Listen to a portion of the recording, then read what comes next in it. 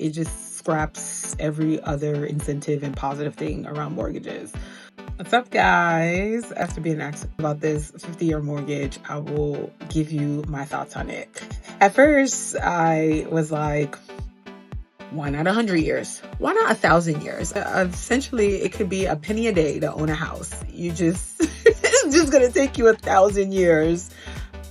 But that was kind of my initial response, and I will explain why. The 30-year mortgage is already long enough of a long-term investment, but even though it's very long, it still gives you that psychological gratification that at some point that maybe you'll be able to pay off your mortgage, right? At some point, you're gonna have a plan, pay it down, and at the very least, when you retire, you're not going to have a mortgage anymore, right? You'll get equity is going to be in your house. You have one less big payment that you're worried about in your wonder years, which is when you should just be the freest, and then you can plan for that. But if you're gonna have a mortgage and it's gonna last you essentially your whole entire lifetime, the incentive to have a plan to pay down your mortgage or planning for what comes after, that goes away, because there's just no incentive anymore. We're just people who are moved by incentive.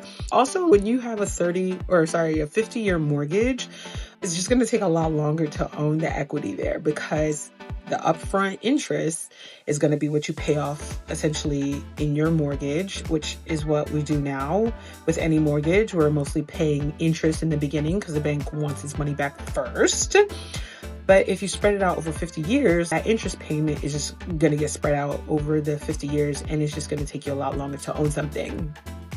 And there's another thing that I was thinking about when we talk about generational wealth and having something to pass down. Normally, you have the house, you have grandmother's house, and technically nobody really wants granny's house. It's usually not as modern, doesn't look that great.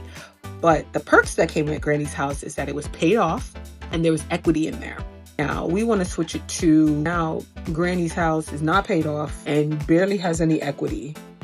Now I really don't want granny's house. So we're kind of messing with your generational wealth. The pros or the point of it in terms of making it become more affordable, which is a lower monthly payment, was the point of it. But it just scraps every other incentive and positive thing around mortgages.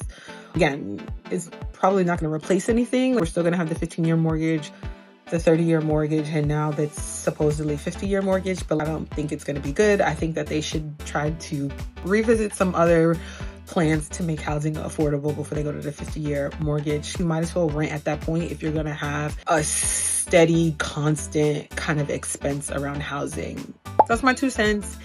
And I wanted to let you guys know that. What do you guys think? If you're really ready to truly understand your finances, your freedom, so you can enjoy the fruits of your labor and still build real legacy for the next generation, join my Money Power series starting November 25th. 3 sessions, 3 nights, mindset, money flow, investing. Follow the registration link. See you there.